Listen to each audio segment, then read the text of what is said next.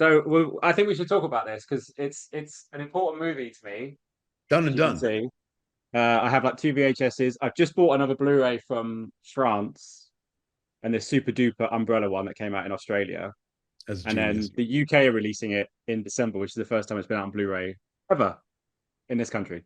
That's Like wild. ever. It's been deleted for a long time. I've got a massive poster of the Jew Struzan because I'll tell you the story. We're going to be chatting. I'll tell you the story. So this poster, Yeah. when I got this VHS when I was a kid, I used to try and trace this with tracing paper, and I became obsessed with it. And I watched it so many times that I had to get another Oh my because it's God. video, and Adorable. it just wore out. And I've got two of these, so I had one, and then a friend of mine gave me one, and my wife, or my wife to be, shall we say, she doesn't understand. Doesn't understand. Right. But as long as she loves it.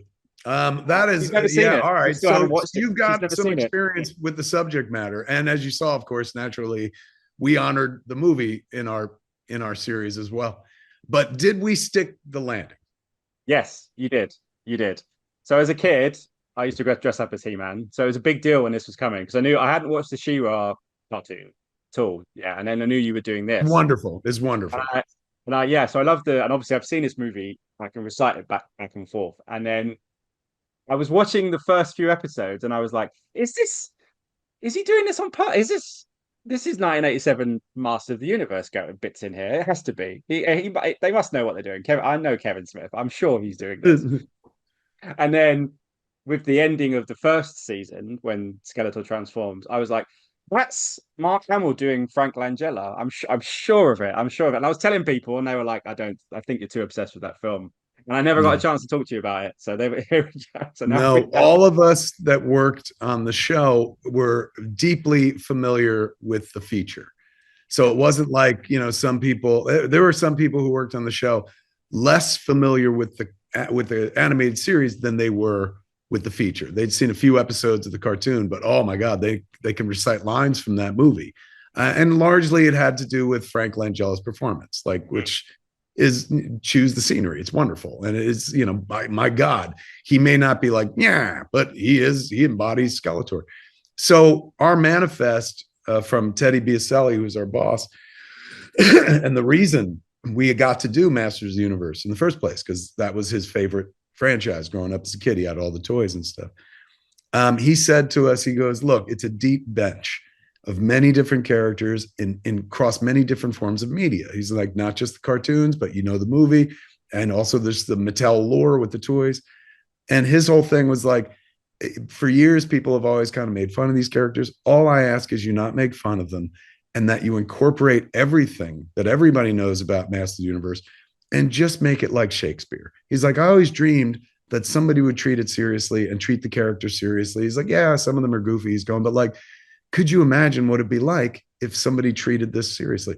So going in, that was our only manifest, was treated seriously. And everything was game. By the time we get to Revolution and we get to include Gwildor, for heaven's sakes, you're fully cognizant of the fact that it's like, oh no, they know the movie and love the movie as well. So it was a part of the DNA from the beginning. From the first episode, Mark Hamill, says, "Let this be our final battle." yeah, It's that's we and with all due respect to Mark, who's absolutely wonderful and is our Skeletor. Before we reached out to Mark, one of the first things they did was investigate Frank Langella. Like, hey, can we get him, the original Skeletor? It didn't work out, and we got lucky in as much as like, hey man, if you're not going to have Frank Langella, geez, Mark Hamill as your Skeletor is pretty awesome as well. So it's the movie was always in the DNA of yeah. that series, and it was always treated like honestly and seriously, not like oh, let's make jokes at the expense of the movie. It's like, no, that adventure happened as well. It was all part of canon for our story. Yeah, yeah. Pun intended. Yeah. Yes. Oh my God. Excellent job. And it was right there too. I saw because one of the things when you were showing me the cover, I was like, wow, look at that Canon logo, loud and Well, proud. I should have It's put my almost Canon. I've got a T-shirt with the logo on. with I've that never. logo. But if you look at the cover of that box, like it is almost as big as the title of the movie itself. Like, talk about branding. It's Yeah, almost got like a DC or Marvel corner bug to that tape. yeah. That's crazy.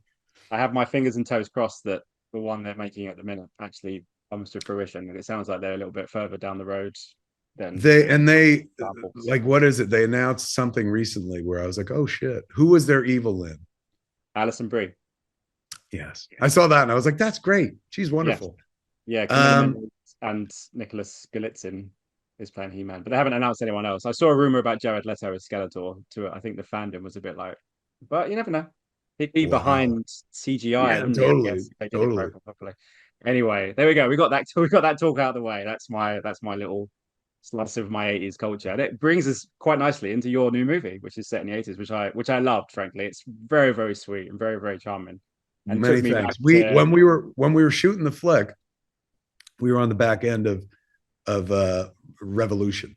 So naturally, I was like, "Hey, man!" I reached out to the folks at Mattel, and I was like, "We're set in the '80s, man. Can I get a He-Man shirt?" And they were like, "No." because you're a year out. Since 80, this film was 86, right? So you're a year out to They were canon. They were canon about it. They're like, "What years did it take place?" I was like, "86." They're like, "Oh." I was like, you could have "Nobody had will a know." They're like, "Kevin, everyone will know." And I was like, "Fair enough." I tell you We were what, so I tell you close. what, dude. If you'd have put that in the film and that was in the because I know you used like fake posters or something. If you had a Right. fake He-Man poster, I'd have been like, Kevin, Kevin, what are you doing to me?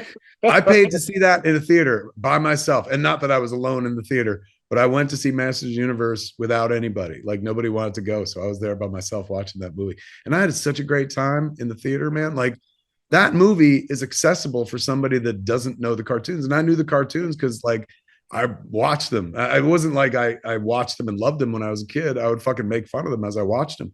But that movie, like when it was in theaters, I was like, my God, they're really capturing the essence. So I went to see it, even though my friends were like, I'm not going to go see that He-Man movie. And I watched it by myself with other people in the theater, but like not sitting next to a friend. And honestly, I'm not just saying this because we're fucking having this discussion. It's part of the reason that I was like, you know what, I will work on that animated series. It was one of the best movie going experiences of my life because I was not the core audience. And yet by the end of that film, I was like, I really liked the Masters of the Universe. I thought they won me over.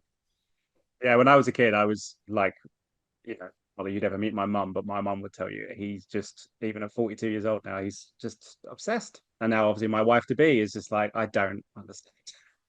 Did you like the Mike Young run of the show? I thought that was wonderful as well. Yeah, yeah, I did. I liked. Yeah, was that the 2002 one or the one Yeah. after that? That was the Yeah. 2002 one. Yeah, yeah, I liked that one. And I was never a huge fan of the one that was in kind of the one that was in 90 something. The one Where he after. looks like a space pirate or something like Yeah, that. with the little. Yeah. Wasn't a Bare huge fan of that chest one, with different but kind the of bare chest. 2002 one was really good. I thought. Yeah. Really, really good. And they really honored the lore as well. And they were I honestly feel like cut from the same cloth as us. They continued the old series as well. And that was the idea behind ours was like, just do it as if this is the next episode, like in their run. Now, as we all know, Masters of the Universe was not about the overarching mythology. There were real standalone episodes and stuff. So by virtue of the fact that we were a giant story of 10 episodes, we were already far flung from the key model. But the spirit was all of this takes place in that same timeline, except this is where things grow up and go awful.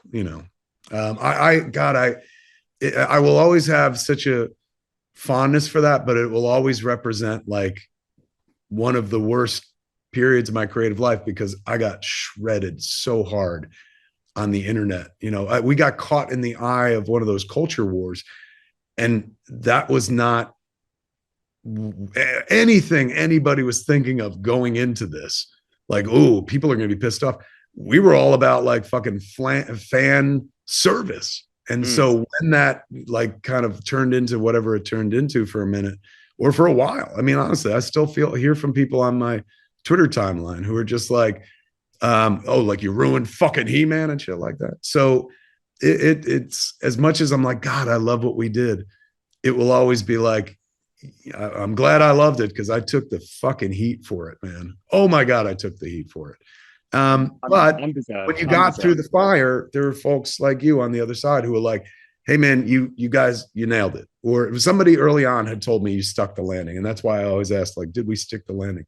And that came from like a hardcore fan. So I was like, all right. But Yeah, well, I I don't am, to be dismiss. Yeah, you're definitely on the side of fair. the Angels, but I can't dismiss the people that were like, I hated it or it wasn't for me.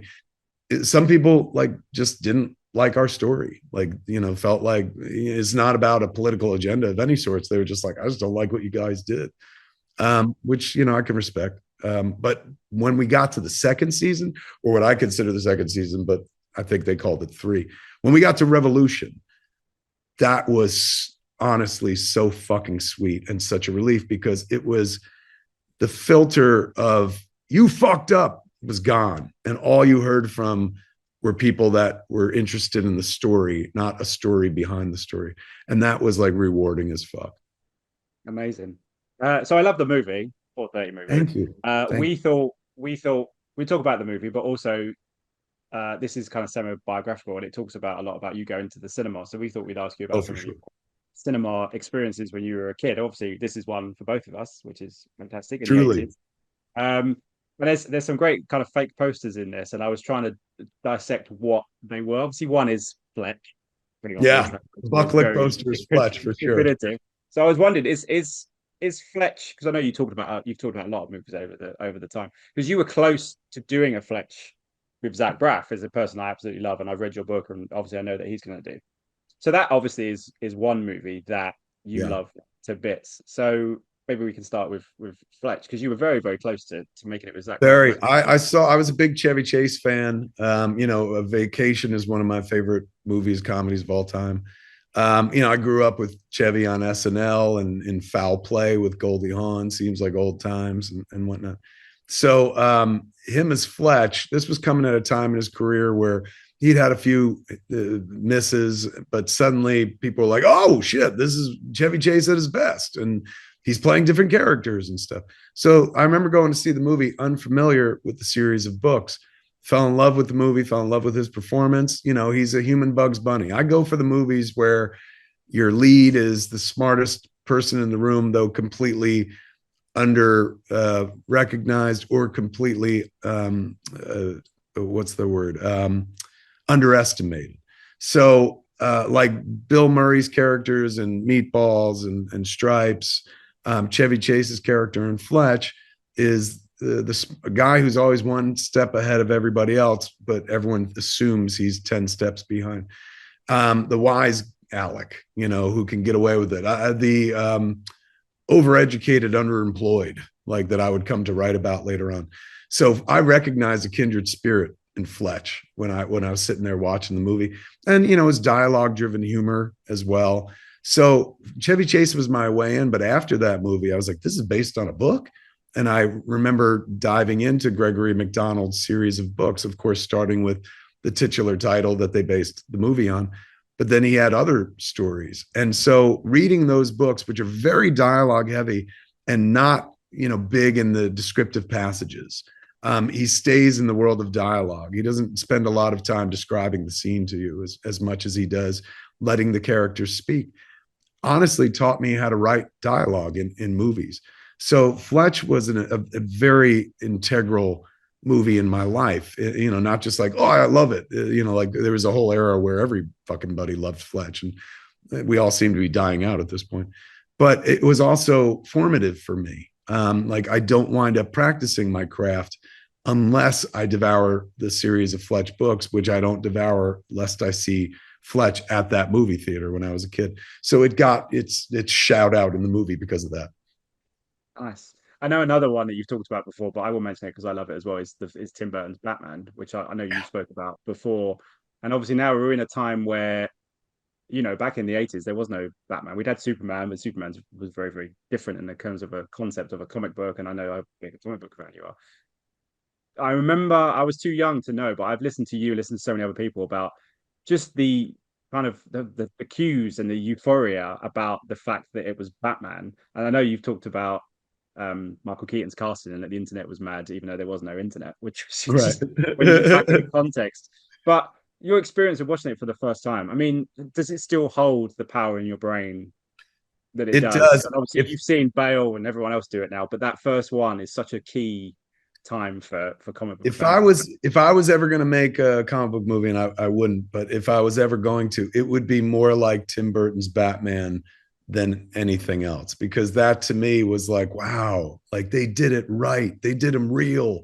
And nowadays, of course, real is a way different. You know, Matt Reeves did a very real version of Batman in the Batman. So real that it's like, well, I don't know if this works anymore, because like it's, I love my Batman to have the sci-fi slash fantasy edge. Um, you know, it's a story that we all tell ourselves as fans, like this could happen. You know, you could lose your parents and train really hard and you could become the Batman. You could never become Superman. That's, you know, bullshit, but you could become the Batman. And Tim Burton's Batman at the time, you know, 1989 was like, oh my God, they're honoring the Dark Knight. Like this is the most realistic version of Batman, because, you know, the previous version of Batman that we all pointed to was the Batman 66, the Adam West version of the story. So going into this Batman, it was like, oh my God, like finally they're treating our shit seriously. And, you know, now when you watch Batman, it's adorable. It's quaint. Like it's a complete throwback, because it is. Nowadays, you know, when with that character, they tend to want to make it as realistic as possible. And I like it, you know, it's, things get like, here. I watched the Batman after I watched a full season of Reacher, like literally the day of. I finished Reacher and then I went and saw the Batman. And for the first time in my life, like they played it so real and got rid of all the elements of fantasy that for the first time in my life, I was staring naked at the concept of Batman, which is like, you know, this guy's parents got killed and he dresses up like this and fights crime. And after watching Reacher just break necks for a whole season, you know, and not wear a mask and just fucking, but do the same job as Batman. Suddenly, when I was watching the Batman, I had the very grown up slash adult notion of like, well, this doesn't really, this is for kids. Like, who would do this? Nobody would put on a mask like that. You can't see peripherally. Why? How are you going to fight crime dressed like that? And so I'm, you know, I've since watched it again because just recently, because I've been enjoying the Penguin. And I was like, Jesus, man, like fuck, this feels like real enough, but not like, hey, man, how realistic is this shit? It felt more of the Batman universe than the Batman did, I felt, and stuff. So I was like, let me go watch the Batman again. And I did, and like, you know, viewed through the prism of the Penguin. It's like, hey, I enjoy this too. But I prefer my Batman to be more Tim Burton-y, where there's an archness to it and not a camp. You know, there were stakes in the Tim Burton world, but everything's larger than life. Like what my favorite version of Batman comes down to a moment in Batman Returns. And I'm talking about cinematic Batman. And I don't mean that Batman Returns is my favorite cinematic Batman ever, but there's a moment in Batman Returns that I dearly love. And it could never really happen in the current incarnations of Batman because they play it very seriously. He's in the Bat ski boat, which right off the bat is fucking ridiculous. Like he's like, just in case I'm ever going to face the snow, I should develop one of these things. So he's traveling through the sewers and, you know, fucking homing in on the Penguin and shit. Two penguins rise up out of the water, the sewer water, and they have missiles on their back. And the fucking missiles launch, and Batman like yanks back on the wheel, the steering wheel, and the fucking Bat ski boat does this 360 around the missiles and avoiding the penguins, and the penguins watch him go menacingly, having missed him. And then there's this one moment, very short, and if you fucking blink, you miss it. But it really fucking captured the essence of what I love about the cinematic Batman of Tim Burton. It's Michael Keaton, who gave one of the most realistic performances, you know, playing a fantasy character. Played him as distracted, played him as Bruce Wayne is the Mask before anybody ever really started doing that. You know what I'm saying? Like Bruce Wayne is the character he plays. Batman, that's who he really is. So Michael Keaton does this with his fucking face. Bat ski boat does the 360. He writes within the frame and he's got this expression of like, oh my God. And then he does this. He just looks back so briefly to be like, I almost fucking died at the flippers of two penguins with missiles on their back. Like that's fucked up and bizarre. And that is to me the essence of Batman, of sci-fi fantasy, of like, that's never going to happen in the real fucking world. And for a moment he acknowledged like, well, that's some fucking shit. Like, you know, for a guy who's seen it all, that moment was like, I never thought about that one while I was training. So I love that. The more realistic they make it, the more I feel like it travels away from that and stuff. So I feel like if I was ever going to make a comic book movie, it would be closer to Tim Burton's Batman than anything else. And don't get me wrong, I love the Marvel movies, and even they kind of trade in a more of a realistic world than Tim Burton's world. I mean, shit, they shoot in a real world, you know, unless they're shooting green screen and stuff like that. So I love that movie, and even though there have been arguably, you know, better Batman movies made since then, that one lives in my head and heart. And if somebody had a gun to my head and said, you better make one of these fucking movies, these comic book movies, that's the one I think I would lean most toward. I know in the film, obviously, the boys go to the cinema and they have to kind of, hey, I'm old enough to go into this film, and they get there. Yeah. Do love the fact that in the 80s you used to get the little stubs. I miss not having the stubs. That's such a great Yeah. thing. And we all saved Do you, them. You know, we all have our stubs still. We used to save them. They were important. I've got a box somewhere. They weren't necessarily stubs, but they were a bit bigger. But I used to love getting the Right. little stubs. Do you remember the first kind of film that you weren't old enough to see that you and your friends, or you by yourself, managed to get into? Do you remember what that film was and the experience of it? Honestly, the first movie that I felt like, oh my God, should I be seeing this? Was with my father. Is one or two, one of two. Is either Raging Bull or The World According to Garp. Now, Raging Bull, my father was like, oh, you'll love it. It's like Rocky, which is nothing like Rocky, to say the least. And I remember sitting in a movie theater and watching it with him and being like, ew, it's in black and white, which is ironic because my whole fucking career is predicated on black and white. And I remember feeling like I'm too young for this movie. And then World According to Garp felt like there were themes that like were, you know, not generally associated with my age at the time. I believe I was 11 or 12. But what I got from those movies, my father took me to both. It was just me and my father at both of those movies. My dad didn't really, I don't think he knew how to talk to me, right? I was the youngest, and, you know, I was a little dreamer and shit. And I loved movies and TV more than anything else, more than real life. And so I don't know that he necessarily, you know, knew how to communicate with me, but he did it through movies. And, you know, he'd bring me to the stuff that he felt was important, even if it was out of my age range, so to speak. And so in seeing like The World According to Garp with my dad, like there's a moment in the movie where like one character gets his dick bit off in a fucking car wreck and a blowjob and shit. And I remember my dad looked at me, he was like, don't tell your mother about this scene. But it was him going, you can handle this. You know what I'm saying? Like, that's not a movie you would think to take an 11, 12-year-old to. A movie that spans a character's life. And it's not necessarily about kids, although there are kids in it. But I felt like he was going, like, there's a scene in movies and TV where a father will sit down with a son and crack a beer and give him the beer. And that's meant to communicate, like, I think you can handle this, son. You're a man now. My father never did that with me, but he did it with movies. Like, I felt him showing me The World According to Garp was, you know, in a movie theater, not at home and shit, like taking me to see that movie was him like cracking a beer and being like, you can handle this. Don't tell your mother. So there were movies that I felt for sure were beyond my age, but shaped me because of that reason. And it made a difference. Like, you know, in some ways, I'm always trying to make a version of The World According to Garp, you know, which is a movie that had a lot of heart, but it also was, you know, had a lot of vulgarity in it and stuff, grown up themes and whatnot. But I saw how it had impacted my father. Not only did it make him laugh, but it made him cry. And that was always way more moving. Seeing my father cry while watching a movie gave me permission to be the person I am today. And, you know, I'm sure there are people out there who be like, you're not a man, you're a cuck. But I don't give a shit. My father taught me at a young age that, like, if art moves you, fucking cry. And my father was a hard guy. He didn't cry. He didn't wear his heart on his sleeve like I do and shit like that. But that made an impact, watching him interact with movies. And it was almost as if he was, you know, saying, like, this is okay.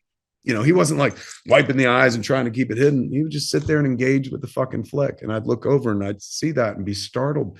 And that was permission, tacit permission. It's like, hey, man, if a movie makes you feel, embrace it. And by the end of The World According to Garp, I was fucking crying, and I'm 11, 12 years old. Like, I shouldn't be feeling that way about some middle-aged man dying and shit. Spoilers. But I was shown the way by somebody else, by my father, who was like, no, if it makes you feel, it doesn't matter if this shit's made up. You let it make you feel. If it makes you feel enough to laugh, then it can make you feel enough to cry, and let that ride. Like, oh, what an intoxicating lesson to learn as a kid that has stayed with me now. I mean, I saw World According to Garp when I was 11 or 12, as previously said, and I'm 54 now. So you're talking about something that was like 42 years ago, and still it has a lasting impact. Obviously, there's a great love story at the center of this with your two lovely actors who are fantastic in the movie.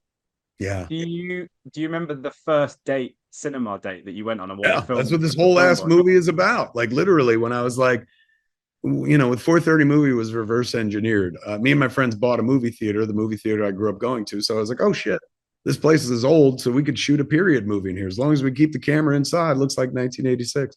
So at that point, I was like, all right, well, what was happening in the 80s? And I was like, well, this is what I was doing. I'd go to the movies and I'd skip from theater to theater, spend all day with my friends and try not to get caught. And then I was like, well, wait a second, like, let me give it structure. So how about, what's the most important thing that ever happened to you in a movie theater aside from seeing Slacker, which led to you making Clerks? And it was going on my first date with my high school girlfriend, Kim Lochran, at the movie theaters. We went to see Poltergeist 2 and then wound up dating after that. So I was like, I'm going to tell that story. And, I'm not going to use Poltergeist 2 because I don't want to have to get permission. But we'll acknowledge that it exists in our world, but that's not the movie they're going to go see. I've learned over years, if you invent it, it's a lot cheaper, than showing it and stuff. But you could reference it all you want. So we could reference Poltergeist 2, but I wasn't going to use that as the mechanism. I was going to use the date itself, the fact that her and I went to the movies, and and saying, like, I remember in a very 16-year-old boy wearing his heart on his sleeve fashion, like saying, I just want to watch movies with you, which is about the closest thing you could say to I love you before you actually say that. So I've said this would make a good structure for the flick. And so it informs my first movie date with my high school girlfriend, informs what the 4:30 movie is. It gave it its spine. It's like, all right, I'll start it the way that day started, where I called up Kim and at her job at China Taste, invite her to go to the movies and stuff like that. And the rest of it will be an amalgam of everything that I used to do when I was a kid in the movies. When I watch the movie, for me, it's a completely different experience where I'm like, that's my grandma's house coat. Bacon, that's something that came from my childhood as well. My grandmother used to always make that. And even though I was heavy, my grandmother would be like, you need bacon to build a big, strong heart and shit like that. Everything is like a kind of moment stolen from real life. But that's always what I've kind of done. Clerks I thought that was me telling my life story when I was a kid. And then 4:30 movie is like, well, let me take you a few years back before even that happened. Let me show you how we got to that moment in Clerks, how I got to my 20s. And so, using that era and using the first date in a movie theater became quintessential, since I was telling a movie, it's going to make a movie about movie theaters. And I didn't want to make it like Ushers, like Clerks. They work in a movie theater and they hate your guts. I'd never been an usher, and I didn't want to pretend to stolen valor by making a movie about it. I just wanted to make a movie about what we did when I was a kid, which is like, we lived in movie theaters. That was our temple. That was our faith. That was our religion. Was there a movie when you were growing up that you went into the cinemas that you had no expectations of? One that you maybe, if you were there for the day, you were like, oh, we're going to go see this and then go and see this. That ended up when you came out, you were just like, oh my God, that actually was really good. Because there's so many films in the 80s, particularly, I remember the people talking about the year of 82 when ET was such a big success. And there were all these films that came out and they all flopped, Blade Runner, The Thing, and all these Oh, films yeah. because of, it was, I think, Frank Darabont said it was to do with Vietnam. People wanted happy comfort food. That's why ET was such a big success. Was there a film, whether it was in '86 or in your formative years, that you saw that you had no expectations of, and you came out of it thinking, "Oh my goodness, it's going to stick with me for a while." I mean, hands down, the one behind you on a shelf is definitely one of those movies where I went in going like, yeah, I'm sure it'll be fine. Like fucking that Skeletor mask looks cool. And then after it, I was like, that was fucking dope. Like I went in with low expectations, I guess is the idea. Let me see. Beyond that, like what have I mean, I did not go to Slacker expecting it would change my life. I Mm. went because the review was real strong. I was like, that sounds fucking cool, man. There's a Madonna pap smear in the movie. I want to see it. And the way they described it, it was Jay Hoberman in The Village Voice wrote this review of Slacker that really made me want to see it. It wasn't like this movie's great or this movie's bad. You couldn't even tell what they thought of the movie, but it was just kind of an essay about what the movie was about. And that really captured my imagination, man. So I went to that movie going like, oh, I'm going to see a movie in which Austin, Texas apparently is a character, you know, and when I come out of the movie, it was such a transformative experience. I've described it as viewing it with a mixture of awe and arrogance. Awe because I've never seen a movie like this, but arrogance because I was like, well, this counts as a movie. I think I could make a movie too. So I would have to say Slacker, hands down, was the movie I was not expecting to change my life and yet did. I can draw you a direct line from Slacker to today. If I don't see that movie, I never think maybe I can make a film too. So that was the one. I didn't go in. I mean, I went in with high enough expectations where I'm like, I'm going to drive to New York City to see this movie. It wasn't playing down the street of the local multiplex. So I had to actually do something to ingest this art. But I went just to ingest something that sounded cool and then left that theater going like, well, wait a second. Yeah, the movie was cool, but he just showed you a cool way to live. Like, you could maybe do this. You've been watching these movies your whole life. And yeah, you're never going to make a Planet of the Apes, but don't mean you can't make one of these films. I've described it as like, you know, I've loved hockey most of my life. And, you know, there's the NHL and we watch professional hockey players go at it. And my God, it's a beautiful, fast sport and it's incredible what they can do.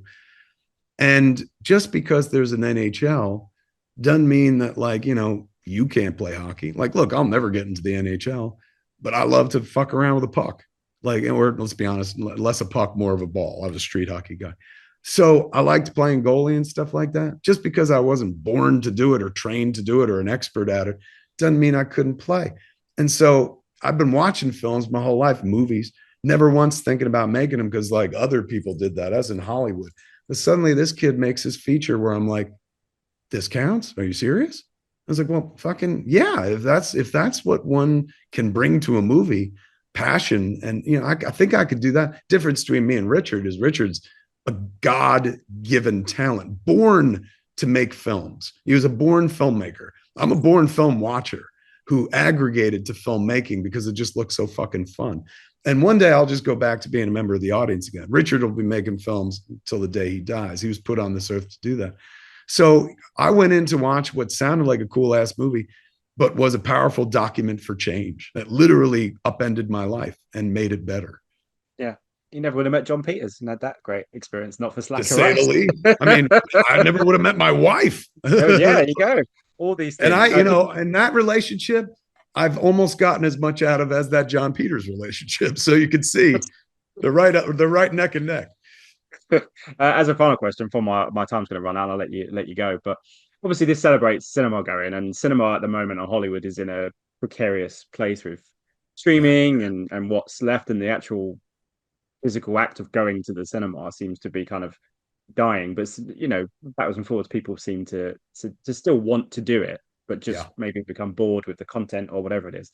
What do you think is the and obviously I've read things of like Christopher Nolan and people who love going to the theater and everything else. What do you, if you had a way of kind of getting people back to cinemas in terms of the cinemas themselves or an idea or anything like that, what do you think is the kind of the key to getting the cinema experience back to not necessarily what it was before, but away from what is now the norm for people? I'll be honest with you. This isn't even theoretical conversation or question. This is literally something I think about every day because as somebody who owns a fucking movie theater, I'm like, Yes, how yeah, do I yeah, get them to show up?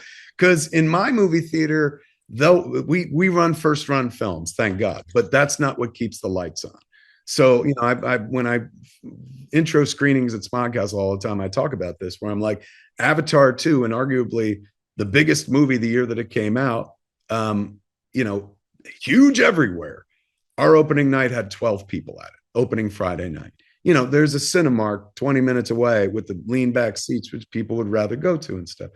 So when we bought the movie theater, they're like, oh my God, this is what a dream. We'll own the childhood movie theater and shit. And then realized slowly there was a reason they sold the movie theaters, because like people aren't coming to the movies anymore.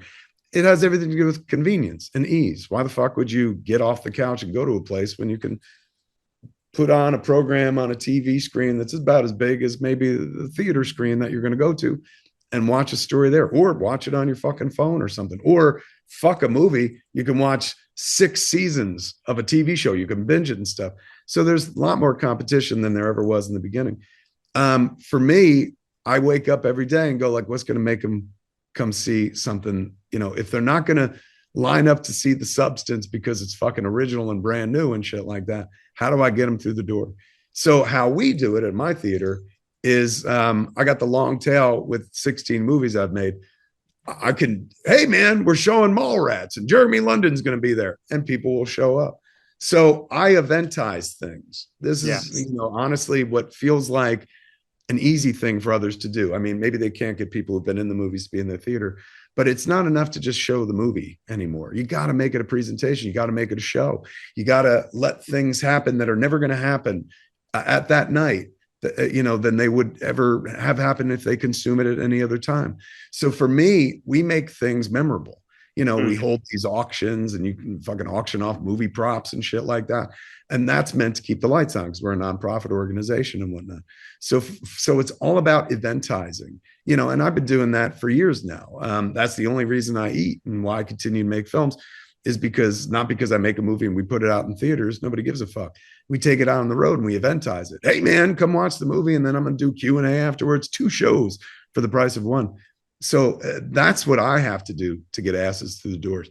I wouldn't let this period of time disconcert people, though. I know there are a lot of young filmmakers who are like, man, it ain't like it was when you were a kid. It's like, no, actually it is. And we're coming into a period that's very similar to the late 80s, early 90s in terms of a frustration point with artists who are like, I'm not seeing myself represented here. Streaming has kind of taken over as the dominant media in terms of where people kind of see themselves in art. If they see themselves anywhere in any art, it's going to be kind of on a streaming screen, more the personal screen at home. But there are those of us who love the cinema and love film and know that it's more than just like a place to watch a movie. It's part of the show. It's just like going to church, man. Like you can worship God anywhere, right? You ain't got to go to a church to do that sort of thing, but there's something special about going to a church, part of the ceremony of it all and whatnot. So for me, the easiest way to get people to come back is creating an event, is making it like, oh, you got to be here when this happens, one night only, or something like that. Now, it's pretty cost prohibitive, and it doesn't necessarily translate to everyone across the boards in terms of like, well, you got access to Jason Lee. He'll come to a screening of yours, or you don't even need a fucking person. You could just show up and do a Q&A, and that's part of the thing. So I realize everyone doesn't have that kind of currency to spend, but in lieu of having a Kevin Smith speak, which by the way, does not guarantee that anybody's going to fucking come. Look at my box office record.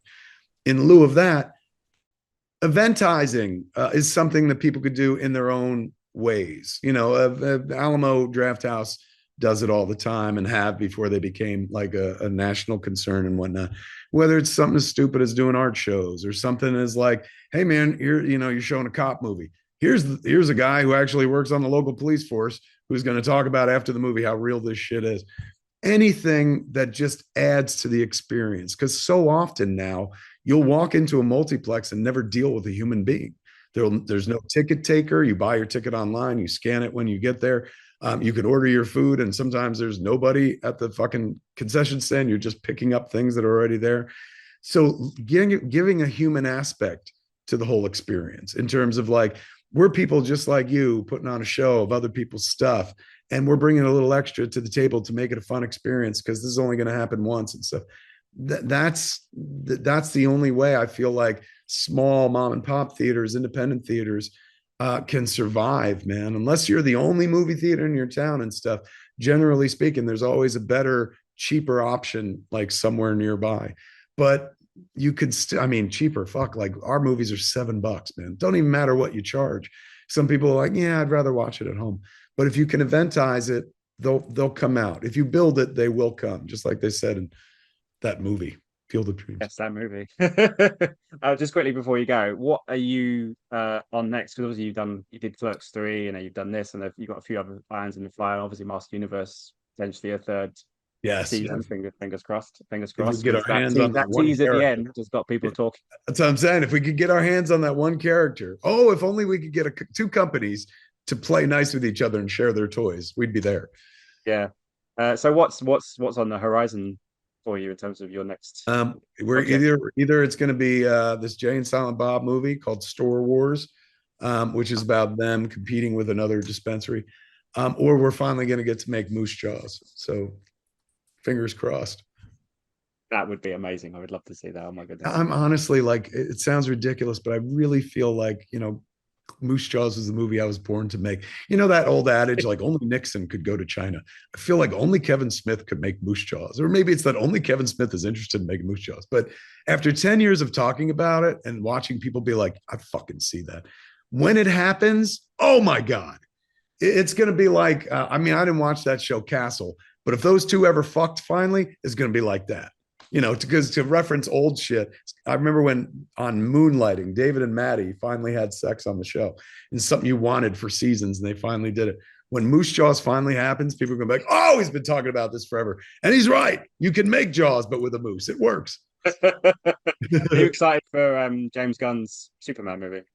Oh, God. Look, I'm excited for anything James Gunn does in cinema because he's never let me down. And, I remember once foolishly being like, Guardians of the Galaxy, why would they waste their time in one of the worst comic books ever made? And then he made one of the best films ever made, let alone one of the best Marvel films. So James, who's so fucking hopeful at all times, handling one of the most hopeful characters ever created, there's no way he can miss. No way.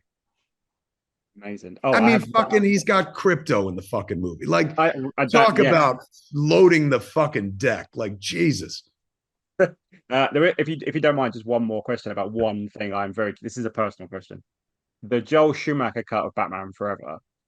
That was the first Batman film I saw in the cinema, because the other two I had to watch on video because I wasn't old enough. So Batman Forever was like that was your first Batman. Yeah, and also obsessed with Jim Carrey at the time, as a lot of people were. Right, right. Two things for the price of one. Okay, let's do it. And obviously has this history, and people have their reactions to it and everything else. I get it, but the talk that there is this cut and everything else, for me as a fan, I'm just like, I really, really want to see it. And I know that obviously you've seen it. Do you think there is any way that we saw it, and low key, we may have shown it at Smodcastle Cinemas. We didn't sell tickets for it, but we may have shown it. The same thing about not being in where you are in the UK. I'm just like, yeah. Next time we do it, jump on a plane. Yeah. It is, it's worth seeing if you're a fan of the movie naturally, because hey, the movie you've known your whole life, guess what? There's a little bit more. Does it necessarily make it a better flick? Not necessarily. Like, none of the cuts, when I watched the cut, I was not like, oh, they should have left this in. Like, why did they lose this? It's definitely a richer tapestry, and it doesn't seem like as much of a kind of like, hey man, let's cut out any of the darkness and just make it as user friendly as possible.